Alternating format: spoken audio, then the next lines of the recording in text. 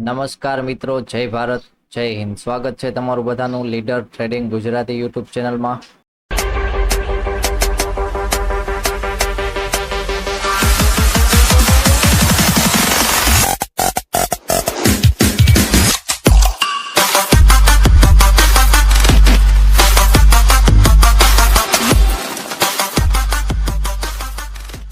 તો ચલો મિત્રો, પાછળનો ટ્રેડિંગ દિવસ એટલે કે શુક્રવારે હતો અને એમાં જોવા જઈએ તો લેવલ મુજબ કામ કર્યું હોય કે પછી લાઈવમાં કામ કર્યું હોય તો ક્યાંક સારી એવી મુવમેન્ટ જોવા મળી હતી. ખાસ કરીને નિફ્ટી બેંકમાં હતી, ક્યાંક પુટ સાઈડની મુવમેન્ટ સારી આવી હતી.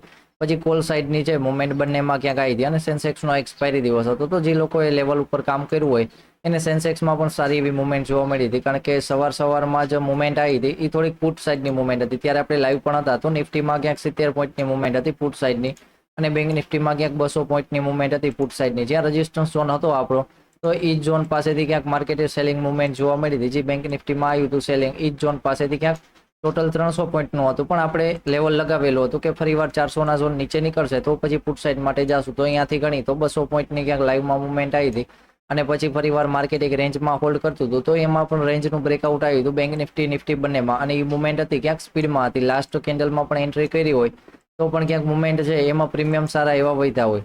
તો ચલો, જે લોકો લાઈવ હતા એને ખ્યાલ જ છે કે મુવમેન્ટ કેવી આવી હતી એ બધું, અને જે લોકો લાઈવમાં નતા એને ખ્યાલ થોડોક નહીં હોય. એને અહીંયા લેવલ મુજબ જોઈને સ્ક્રીનશોટ જોઈને પછી થોડોક આનંદ કરવો પડશે.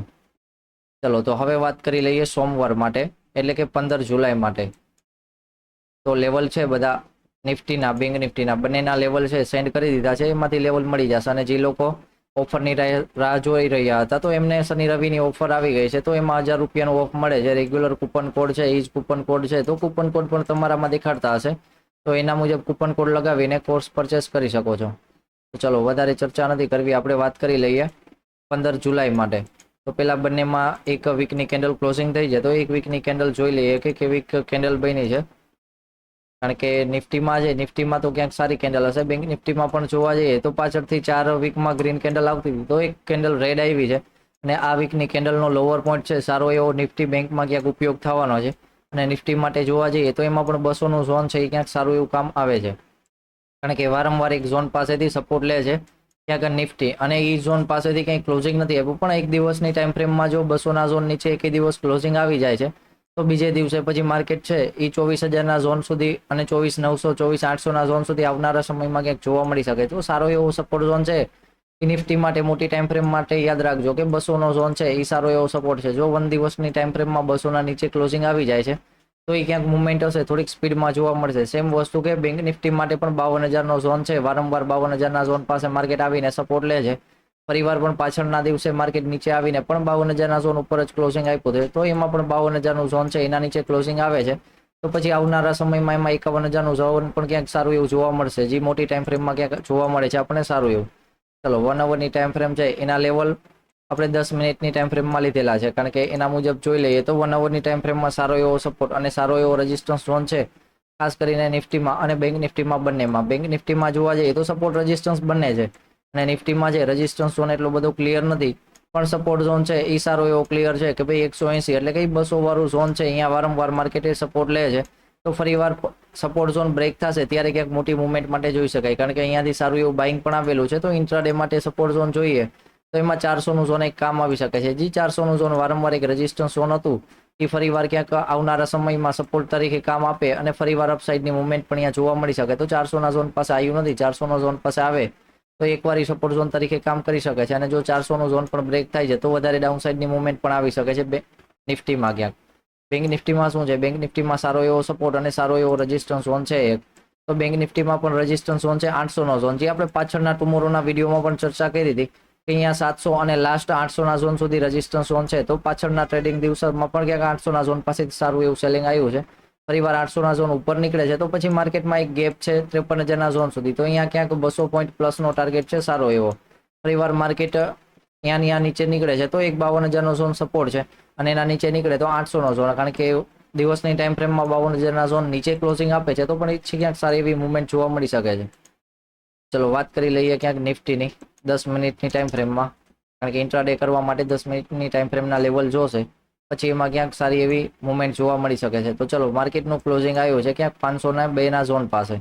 તો ફરીવાર માર્કેટ ઓપન થાય છે સોમવારના દિવસે કંઈક 500ના ઝોન ઉપર, અને 500નો ઝોન છે અહીંયા જે લેવલ છે 478, એટલે કે 480 વાળા ઝોન પાસે જ લેવલ છે. તો ફરીવાર પાછળનો દિવસનું જે સપોર્ટ ઝોન છે નાનકડો 478 નું લેવલ બ્રેક કરે છે સવારમાં, તો અહીંયા ડાઉન સાઈડની મુવમેન્ટ જોવા મળી શકે કે 380 ના ઝોન સુધી. વચમાં એક 400 નું ઝોન આવશે, જો 400 ના ઝોન પાસે આપણે સ્ટોપ લોસ ટ્રાયલ કરવાનો રહેશે, કારણ કે એ એક સપોર્ટ તરીકે કામ આવી શકે છે. કારણ કે પાછળના ઝોનમાં જોશું તો એ એક સારો એવો રેઝિસ્ટન્સ ઝોન હતો, તો 400 ના ઝોન પાસે આવે ત્યારે થોડોક એક વેઇટ કરી લેવાનો. તો અહીંયા નાનકડો એક ટાર્ગેટ જોવા મળી શકે 78 પોઈન્ટનો, અને 400 નું ઝોન પણ બ્રેક થાય છે તો 380 નું લેવલ છે, અને સારી મુવમેન્ટ છે 380 ના લેવલ નીચે ડાયરેક્ટ 280 નું લેવલ, તો 100 પોઈન્ટની મુવમેન્ટ ક્યાંક અહીંયા જોવા મળી શકે છે સારી એવી. ચલો ફરીવાર માર્કેટ સાઇડવેઝ ઓપન થઈને અપર સાઇડ બ્રેકઆઉટ આપે છે કે 580 ના ઝોન ઉપર, તો 580 ના ઝોન પાસે નાનકડો કોઈ સ્ટોપ લોસ હશે, સોરી 580 ના ઝોન પાસે નાનકડો કોઈ સ્ટોપ લોસ હશે કે ફરીવાર માર્કેટ 580 ના ઝોન નીચે આવી જાય છે તો પછી ક્યાંક ડાઉન સાઇડ માટે જોઈ શકાય. એના ઉપર છે ત્યાં સુધી 700 ના લેવલ પણ ક્યાંક જોવા મળી શકે છે સારા એવા. ફરીવાર માર્કેટ ક્યાંક ગેપ અપ ઓપન થઈ જાય છે, અને ગેપ અપ ઓપન થાય છે 600 વાળા ઝોન પાસે, અને ફરીવાર માર્કેટ છે એ 520 ના ઝોન ઉપર હોલ્ડ કરતું હોય તો ત્યાં સુધી પુટના વ્યૂ માટે નહીં જઈએ, પણ કોઈ પણ સારી એવી કેન્ડલ આપીને ફરીવાર 480 ના લેવલ નીચે નીકળે છે તો પછી 580 ના લેવલ નીચે નીકળે છે તો પછી પુટ સાઈડના વ્યૂ માટે ત્યારે જશું, કારણ કે જે પ્રમાણે આપણે લેવલનો 20-20 પોઈન્ટનો ઉપયોગ કરી છે તો 520 ના ઝોન ઉપર હોલ્ડ કરશે તો પછી અપસાઇડની મુવમેન્ટ ક્યાંક જોવા મળશે. પણ 580 અને 520 બંનેના લેવલમાં વચમાં ક્યાંય હોલ્ડ કરશે તો ત્યારે આપણે લેવલના બ્રેકઆઉટની રાહ જોશું.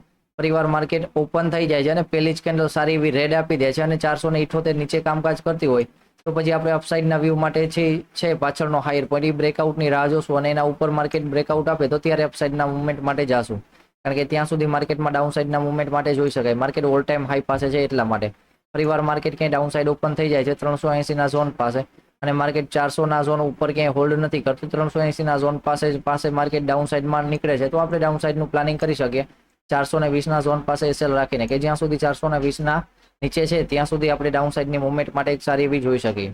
જો માર્કેટ ફરીવાર વધારે ગેપ ડાઉન ઓપન થઈ જાય છે 280 ના ઝોન પાસે તો પણ માર્કેટ અપસાઇડનું પ્લાનિંગ છે આપણે નાનું એવું રાખશે, અને ડાઉન સાઇડનું પ્લાનિંગ છે આપણે થોડુંક મોટા માટે જશે, કારણ કે વધારે ગેપ ડાઉન આવી જાય છે અને એનો પુલ બેક આવી જશે તો પછી માર્કેટ છે એ 380 ના ઝોન પાસેથી પણ 200 નું ઝોન છે એ સ્પીડમાં જોવા મળી શકે, કારણ કે પાછળ પણ સેલિંગ આવે છે તો સેલિંગ ફાસ્ટમાં આવે છે. એવી રીતના હજી પાછળના દિવસમાં એક જ વાર ક્યાંક બાઇંગ થોડુંક ફાસ્ટમાં આવ્યું છે, પણ ફરીવાર માર્કેટ ગેપ ડાઉન ઓપન થઈ જતું હોય અને કોઈ તો એવો પુલ બેક આપે છે તો ત્યારે આપણે ડાઉન સાઇડની મુવમેન્ટ માટે જોઈ શકાય. ચલો વાત કરી લઈએ બેંક નિફ્ટી માટે.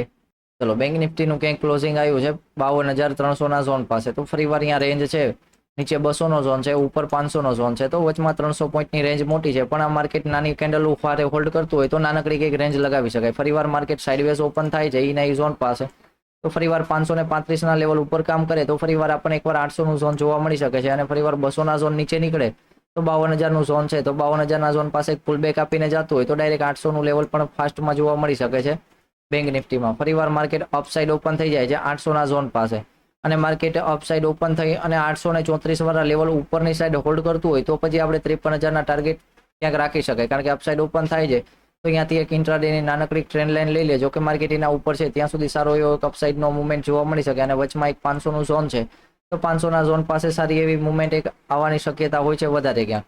ફરીવાર માર્કેટ ડાઉન સાઈડ ઓપન થઈ જાય છે અને 52,000 નું ઝોન છે એ ક્યાંય બ્રેક કરી દે છે સવારમાં, અને 52,000 નીચે ટ્રેડ કરતું હોય તો આપણે ત્યારે એક ડાઉન સાઈડના વ્યૂ માટે જઈ શકાય કે જ્યાં સુધી 52,000 ના ઝોન નીચે છે ત્યાં સુધી ડાઉન સાઈડની મુવમેન્ટ માટે ત્યાં સુધી એક વ્યૂ રાખી શકાય સારો એવો. પણ માર્કેટ જો વધારે ડાઉન સાઈડ ઓપન થઈ જાય છે 800 ના ઝોન પાસે, અને ફરીવાર અહીંયાથી સપોર્ટ લઈને માર્કેટ 52,000 ના ઝોન ઉપર હોલ્ડ કરતું હોય તો પછી એક અપસાઇડના વ્યૂ માટે જશું, કારણ કે 52,000 નો ઝોન છે એ સારો એવો ઉપયોગમાં આવી શકે છે.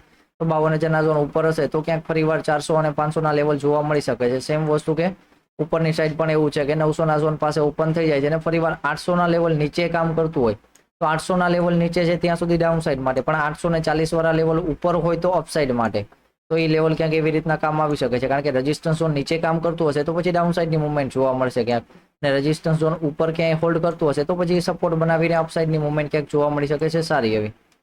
ચલો મિત્રો, બેંક નિફ્ટીના બધા લેવલ છે એ ટેલિગ્રામની ફ્રી ચેનલમાં નાખી દીધા છે, તો એમાંથી લેવલ પણ મળી જશે. તો ચલો, જય ભારત, જૈન મિત્રો, મળીએ ફરીવાર 15 જુલાઈએ સોમવારે લાઈવ વિડીયોમાં.